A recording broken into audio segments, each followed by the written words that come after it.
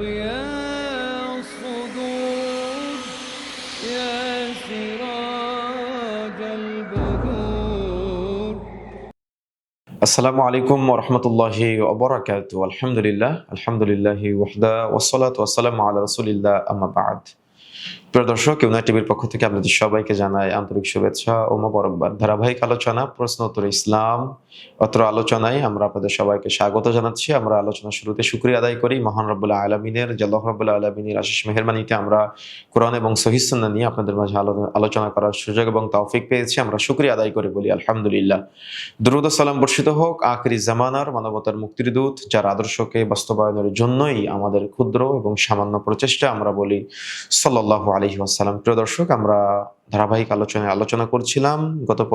গতদিন আপনারা আলোচনা শুনেছেন যে আমরা স্বপ্নের ব্যাখ্যা নিয়ে আলোচনা করছিলাম।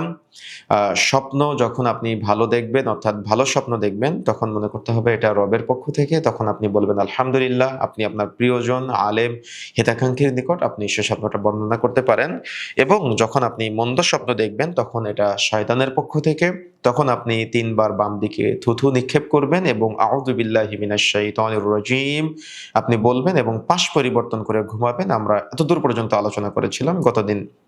আজকে আমরা আলোচনা করব ইনশাআল্লাহ সহিহ মুসলিমের 2262 নম্বর হাদিস, মিশকাতের 4613 নম্বর হাদিসের যে আলোচনা করছিলাম তার পরবর্তী আলোচনা নিয়ে। অন্য বর্ণনায় রাসূলুল্লাহ সাল্লাল্লাহু আলাইহি ওয়াসাল্লাম থেকে আরো যে বর্ণনাগুলো আমরা পেয়েছি যে আপনি যখন মন্দ স্বপ্ন দেখবেন, তখন আপনি কাত পরিবর্তন করা, বাম দিকে ৩ বার থুথু নিক্ষেপ করা, আউযু বিল্লাহি মিনাশ শাইতানির রাজীম পড়ার পাশাপাশি আপনি আরো আমল করবেন। সেটা হলো যে ২ রাকাত আপনি সালাত আদায় করবেন। ২ রাকাত সালাত আদায় করে এবং আপনি এই স্বপ্নটা কাউকে বলবেন না, নিষেধ করা হয়েছে। তার মানে মন্দ স্বপ্ন যেটা শয়তানের পক্ষ থেকে আপনি দেখেন, এটা কাউকে আপনি বলবেন না। সেটা আলেম ওলামা হোক, আপনার হিতাকাঙ্ক্ষী হোক, বা যে কেউ হোক, আপনি কারোর মাঝে এই স্বপ্নটা উপস্থাপন করবেন না। কারণ এই স্বপ্ন তার কোনো ক্ষতি বহন করে না। আপনি হয়তো ভাবতে পারেন যে আমি তো খুব ভয়ঙ্কর একটা স্বপ্ন দেখলাম, আমার স্বপ্নটা কি কোনো ক্ষতি বহন করবে?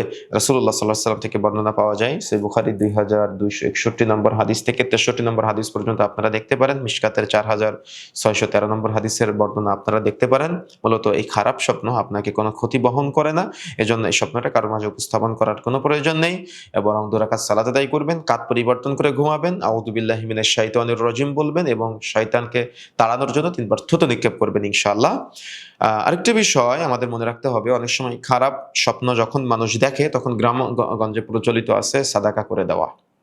গ্রামগঞ্জে প্রচলিত আছে, যখন কোনো স্বপ্ন দেখে, ওই স্বপ্ন দেখলে দান খয়রাত করা, ফকির মিসকিনের মাঝে কিছু টাকা সাদকা করে দেওয়া। যদি আপনি এটা ইবাদত মনে করে করেন, তাহলে উলামায়ে কেরাম বলেছেন এটা বিদআত হয়ে যাবে। কেন? সাহাবায়ে কেরাম তেমন কোনো প্রমাণ পাওয়া যায় না এই আমলের ব্যাপারে।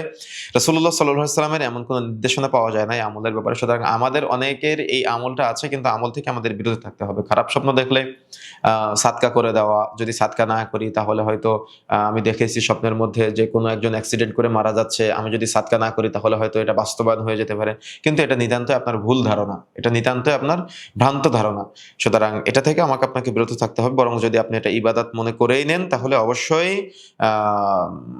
আপনি এই ইবাদত মনে করার কারণে এটা অবশ্যই বিদআত হয়ে যাবে। সুতরাং বিরত থাকতে হবে এবং ফিরে আসার চেষ্টা করতে হবে। এবং বরং মনে রাখতে হবে, মৃত ব্যক্তিকে কেন্দ্র করে যদি আপনি কোনো স্বপ্ন কোনো সময় দেখেন, তাহলে আপনি একাকী তার জন্য দোয়া করবেন। একাকী আপনি দোয়া করার পাশাপাশি তার জন্য আপনি দান সাদাকা করতে পারেন, মৃত ব্যক্তিকে উদ্দেশ্য করে। কিন্তু আপনার স্বপ্নকে কেন্দ্র করে যে আপনি ওই স্বপ্নের জন্য যদি সাদকা না করেন, তাহলে ওই মৃত ব্যক্তি কবরে আযাব পাবে, বা মৃত ব্যক্তির কবরে দেখা যাচ্ছে যে অনেক সময় অনেকেই আমাদের কাছে প্রশ্ন করে থাকেন যে আমি তো দেখলাম যে আমার বাবা 50 বছর বয়সে মারা গিয়েছে, কিন্তু তিনি মারা যাওয়ার পরে আমি স্বপ্নে বিভিন্ন দিন দেখছি যে তিনি কবরে আযাব পাচ্ছেন। তো এটা শয়তানের পক্ষ থেকে মূলত আপনার মনকে উদ্বিগ্ন করার জন্য এটা আপনাকে দেখানো হয়ে থাকে। কিন্তু এটার জন্য আপনার যে কোনো দান বা সাদকা করতে হবে, স্পেশাল কোনো ইবাদতের বর্ণনা রাসূলুল্লাহ সাল্লাল্লাহু আলাইহি ওয়াসাল্লাম দিয়েছেন, এমনটা না। ওই স্বপ্নকে কেন্দ্র করে আপনার কিছু করার প্রয়োজন নেই। তবে মৃত ব্যক্তির মাগফিরাতের জন্য আপনার যদি মনে চায়, তাহলে আপনি এমনি দান করতে পারেন, সাদাকা করতে পারেন, ইয়াতীম বাচ্চাদের খাওয়াতে পারেন। আপনি এগুলো করতে পারেন, আমল করতে পারেন, কোনো সমস্যা নেই ইনশাআল্লাহ। কিন্তু স্বপ্নকে কেন্দ্র করে যদি আপনি দান খয়রাত বা সাদাকা করেন এবং এটা ইবাদতে পরিণত করেন, তাহলে উলামায়ে কেরাম বলেছেন এটা বিদআত হয়ে যাবে। এজন্য আপনাকে বিরত থাকার চেষ্টা করতে হবে। আর আপনি আপনার মৃত ব্যক্তির উদ্দেশ্যে যে মাগফিরাতের জন্য যে মানুষকে খাওয়াবেন সেটা নিশ্চয়ই সাদাকা। সাদাকা যারা খেতে পারে তাদেরকে আপনি খাওয়াতে পারেন। সহিহ মুসলিম 920 নম্বর হাদিস, 1661 নম্বর হাদিস, সহিহ বুখারী 1388 নম্বর হাদিস, মিশকাতের 1619 নম্বর হাদিস সহ অনেক বর্ণনা পাওয়া যায় যে আপনি খাওয়াতে পারেন, আপনি সাদকা করার কারণে নেকি পাবে ইনশাআল্লাহ। এখন আসুন আমরা অত্র প্রশ্নের আলোচনা আমরা শেষ করলাম। পরবর্তীতে আমরা যে আলোচনায় যাচ্ছি, আমাদের কাছে অনেকেই প্রশ্ন করে থাকেন যে আহলে হাদিসগণ ফিরকায়ে নাজিয়া হওয়া সত্ত্বেও এদের মাঝে এত দলাদলি, কারণটা কি? কি কারণে ফিরকায়ে নাজিয়া হওয়া সত্ত্বেও তাদের নিজেদের মাঝে এত দলাদলি? এটা নিয়ে অনেকের মাঝে উদ্বিগ্ন তৈরি হয়, প্রশ্ন তৈরি হয় এবং নিজেদের মাঝে মিল মহাব্বত তৈরি হয় না। তো এই জন্য আমরা এইভাবে বলতে পারি যে আকীদাগতভাবে সকল আহলে হাদিসগণ একই, আকীদাগতভাবে কোনো পার্থক্য নেই। বরং আমরা এভাবে বলতে পারি রাসূলুল্লাহ সাল্লাল্লাহু আলাইহি ওয়াসাল্লামের ৭৩ দলের যে বর্ণনাটি পাওয়া যায়, এটা মানুষের আকীদাগত দিক দিয়ে মানুষ বিভেদ তৈরি হবে। মানুষের মাঝে যেমন আমরা দেখেছি বর্তমানে কেউ বলে ফিলতলি, কেউ বলে আটরশি, কেউ বলে ফুরফুরা, কেউ বলে দেওবন্দি, কেউ বলে চিশতিয়া, কেউ বলে মুজাদ্দিদিয়া, কেউ বলে নকশবন্দিয়া, কেউ বলে কাদারিয়া, কেউ বলে শরীয়ত, কেউ বলে মারিফত, কেউ বলে হাকিকত, কেউ বলে তরিকত, কেউ বলে হানাফি, কেউ বলে মালিকি, কেউ বলে হাম্বলি, কেউ বলে শিয়া, কেউ বলে খারিজি, কেউ বলে জাহমিয়া, কেউ বলে মুতাজিলা, কেউ বলে মুজাশশিবা, কেউ বলে চরবনাই। আমি যতগুলো নাম বললাম প্রত্যেকের আকীদাগত পার্থক্য আছে, কিন্তু আহলে হাদিসদের মধ্যে যে দলগুলো আছে কারোর আকীদাগত কোনো পার্থক্য নেই। বরং এ ব্যাপারে উলামায়ে কেরামের যে ব্যাখ্যাগুলো পাওয়া যায় সেটা হলো শরীয়তের ব্যাখ্যাগত পর্যায়ের অনেক দেখা যাচ্ছে যে মাসালাগত কয়েকটি মাসালার কারণে বিভেদ আমাদের সমাজে দেখা যায় এবং মতপার্থক্য এটা থাকতেই পারে, স্বাভাবিক। এছাড়া অন্যান্য যেসব বিভেদ দেখা যায় তা দুনিয়াবী স্বার্থ এবং মনের রোগ থেকে তৈরি হয়েছে। এর জন্য যে ব্যক্তি বিভেদ তৈরি করবে সেই ব্যক্তি দায়ী হবে। আমি আবারও আপনাদেরকে গুরুত্বের সাথে বিষয়টা বোঝাতে চাই, সেটা হলো যে আহলে হাদিসগণ অবশ্যই আকীদাগতভাবে এক, আকীদাগতভাবে কোনো পার্থক্য নেই। পার্থক্যটা কোথায় হয়েছে সেটা হলো বিভেদ হয়েছে দুনিয়াবী স্বার্থদ্বন্দ্ব এবং মনের রোগ থেকে। আর এই দুনিয়াবী স্বার্থদ্বন্দ্ব এবং মনের রোগ থেকে যখন মানুষ বিভেদ তৈরি হবে, বিভেদ তৈরি করবে, তখন যে ব্যক্তি তৈরি করবে ওই ব্যক্তি দায়ী হবে। এজন্য পুরো আহলে হাদিস গোষ্ঠীর উপরে আপনি দায়ী করতে পারবেন না। বা আল্লাহর নিকট অবশ্যই যে ব্যক্তি ভেদাভেদ তৈরি করবে তাকে অবশ্যই জবাব দেওয়া লাগবে এবং শাস্তি ভোগ করতে হবে। অর্থাৎ মুসলিমদের মাঝে বা একক আকীদার মাঝে বিভেদ তৈরি করার কারণে যে ব্যক্তি বিভেদ তৈরি করবে, স্বার্থদ্বন্দ্বের কারণে হতে পারে, মনের রোগ থেকে হতে পারে, এই সংশ্লিষ্ট ব্যক্তি দায়ী হবে এবং আল্লাহর নিকট তার জবাবদিহি করতে হবে এবং শাস্তি ভোগ করতে হবে। এবং এ ব্যাপারে অবশ্যই মনে রাখতে হবে, যদি কোনো আহলে হাদিস নামধারী ব্যক্তি কুফরি এবং বিদআতি আকীদা পোষণ করে এবং লালন করে এবং জেনে শুনে জিদ বশবর্তী হয়ে সহিহ হাদিস সে মানতে অস্বীকার করে, তবে সে ব্যক্তিও প্রকৃত আহলে হাদিস না। এটা অবশ্যই মনে রাখতে হবে। তার মানে জিদ করে যদি কেউ কুফরির সাথে সম্পৃক্ত হয় বা দেখা যাচ্ছে যে একজন ব্যক্তি আহলে হাদিস পরিচয় দিচ্ছে কিন্তু সে রাসূলের সুন্নাত দাড়ি লম্বা করতেছে না, একজন ব্যক্তি আহলে হাদিস পরিচয় দিচ্ছে সে সিগারেটের নেশা আসক্ত, একজন ব্যক্তি আহলে হাদিস পরিচয় দিচ্ছে কিন্তু সে দেখা যাচ্ছে যে তার পরিবারে পর্দা চালু করতে পারে না, সে কিন্তু আসলে আহলে হাদিস না।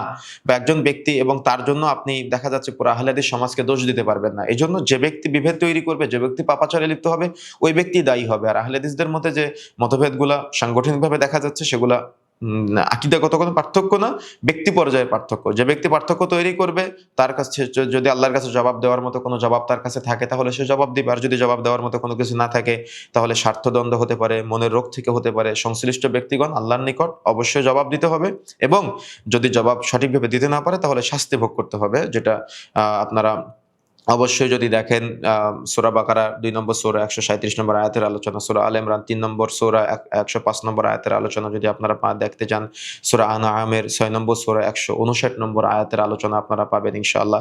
সুতরাং আহলে হাদিসগণের মধ্যে সর্বতোভাবে আমাদের মনে রাখতে হবে যে আকীদাগতভাবে সবাই এক, আকীদাগতভাবে কোনো পার্থক্য নেই। জাস্ট স্বার্থদ্বন্দ্ব এবং মনের বিভিন্ন রোগ থেকে বিভিন্ন পর্যায়ে বিভিন্ন ব্যক্তি বিভিন্ন জন আলাদা হয়েছে, সেটা আল্লাহর নিকট তিনি জবাব দিবে। এবং এজন্য ফিরকা নাজিয়ার সাথে সংশ্লিষ্টকে আপনি প্রশ্নবিদ্ধ করার কোনো প্রয়োজন এখানে নেই বলে আমরা মনে করি। তারপরে দেখা যাচ্ছে যে রাসূলুল্লাহ সাল্লাল্লাহু আলাইহি ওয়াসাল্লাম, সাহাবায়ে কেরাম এবং তাবেঈন ইযম, মুহাদ্দিস উলামায়ে কেরাম এর ভাষ্য অনুযায়ী কোরআন ও সহিহ হাদিসের নিঃশর্ত অনুসারীগণই কেবল আহলে হাদিস এবং নাজাতপ্রাপ্ত দলের অনুসারী হবে তারাই। এই জন্য রাসূলুল্লাহ সাল্লাল্লাহু আলাইহি ওয়াসাল্লামের হাদিসকে নিয়ে আসা যায়। আল্লাহ রাসূল বলছেন, লা তাযালু তাইফাতুম মিন উম্মতি যাহিরিনা আলাল হক, আমার উম্মতের মধ্যে সর্বদা একটি দল হকের উপর বিজয়ী থাকবে। লা দুররুহুম মান খাযালাহুম, তাদেরকে কেউ কোনো ক্ষতি করতে পারবে না। হাত্তা ইয়াতি আমরুল্লাহ, ইতিমধ্যে কিয়ামত চলে আসবে। অহুম কাযালিক, তারা পূর্বে যেমন ছিল কিয়ামত পর্যন্ত ওইরূপ থাকবে। সুতরাং সহিহ আকীদা বলেন, সালাফি মানহাজ বলেন, আহলে হাদিস বলেন, আপনি মতপার্থক্য দেখতেই পারেন, কিন্তু এই মতপার্থক্যটা মূলত মনে রাখতে হবে এটা আকীদাগত পার্থক্য না, এটা স্বার্থদ্বন্দ্ব, ব্যক্তিদ্বন্দ্ব, ব্যক্তিকেন্দ্রিক এই মতপার্থক্যগুলো হয়েছে। এজন্য ওই আলাদা যে একটি ৭৩ দলের মধ্যে আপনি যে প্রত্যেকটাকে আলাদা, আলাদা করে ফেলবেন, এটা আপনি আকীদাগত পার্থক্যর মধ্যে না পড়ার কারণে আপনি ওইভাবে এটাকে উপস্থাপন করতে পারবেন না। এটা উলামায়ে কেরাম বলেছেন। আমরা এই উক্ত বিষয়ে পরবর্তীতে আবার আলোচনা করব ইনশাআল্লাহ। ততক্ষণ পর্যন্ত আপনারা ইউনাইট টিভির সাথেই থাকুন। আমরা নাজাতপ্রাপ্ত দলের যে বর্ণনা নিয়ে আলোচনা করছিলাম, আমরা আগামী পর্বে আগামী দিন আপনাদের মাঝে আলোচনা উপস্থাপন করব ইনশাআল্লাহ। আজ এ পর্যন্তই। আগামী দিন ইউনাইট টিভির পর্দায় আপনাদের সাথে আবার দেখা হবে ইনশাআল্লাহ। ততক্ষণ পর্যন্ত আপনারা ইউনাইট টিভির সাথেই থাকুন। আসসালামু আলাইকুম ওয়া রাহমাতুল্লাহি ওয়া বারাকাতুহু।